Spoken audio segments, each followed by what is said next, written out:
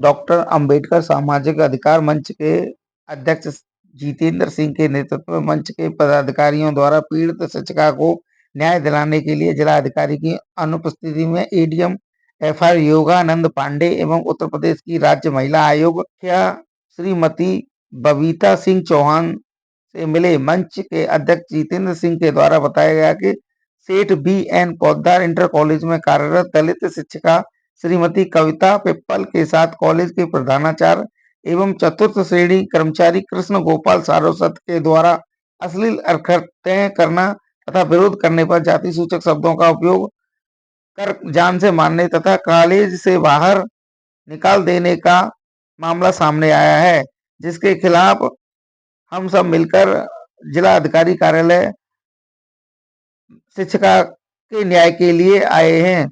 बताया जा रहा है कि कविता पिप्पल को यह कहकर बुलाया जाता है कि आप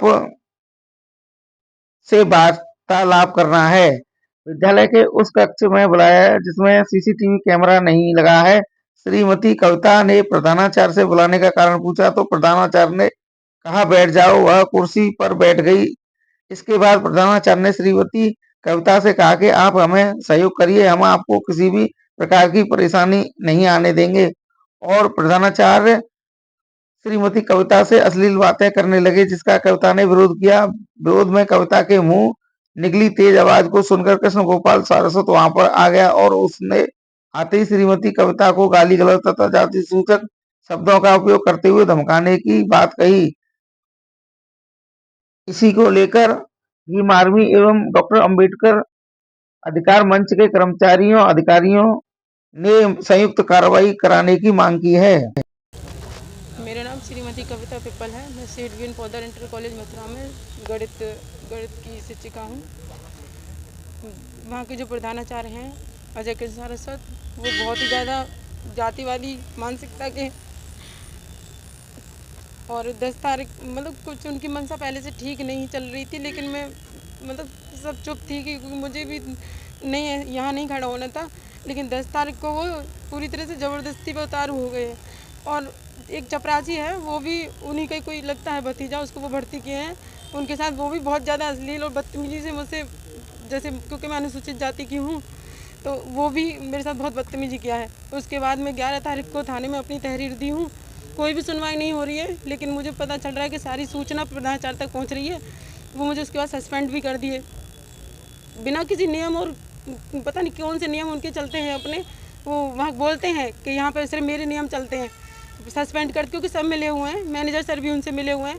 बहुत बार जो भी परेशानियाँ कर रहे थे, दबाव मुझ पर डाल रहे थे, मैं हर चीज़ बताई, वो कभी भी नहीं सुने मेरी बात को।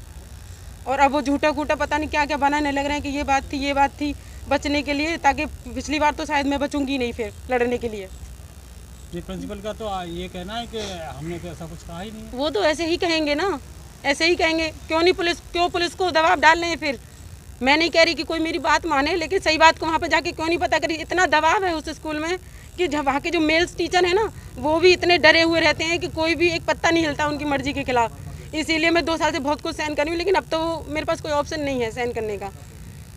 डॉक्टर अंबेडकर सामाजिक अधिकार मंच के तत्वाधान में एक शिक्षिका हैं अपने समाज की, सेठ बी.एन. पोद्दार इंटर कॉलेज में।